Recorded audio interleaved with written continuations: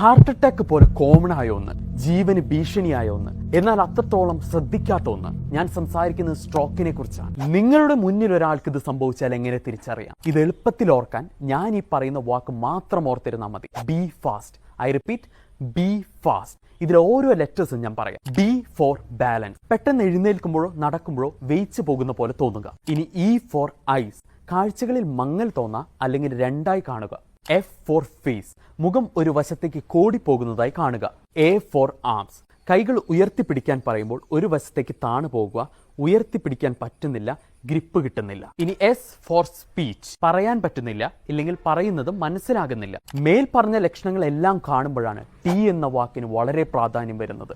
T for time. എത്രയും വേഗം ഈ വ്യക്തിയെ ഹോസ്പിറ്റലിൽ എത്തിക്കാൻ നോക്കുക. ഹൃദയാഘാതത്തിന് കൊടുക്കുന്ന പോലത്തെയുള്ള പ്രാഥമിക ശുശ്രൂഷകൾ സ്ട്രോക്കിനില്ല. അതുകൊണ്ട് തന്നെ 3.5 തൊട്ട് 4 മണിക്കൂർ അവരുടെ ഗോൾഡൻ അവേഴ്സ് ഈ ടൈമിൽ അവരെ ഹോസ്പിറ്റലിൽ എത്തിക്കാൻ നോക്കുക.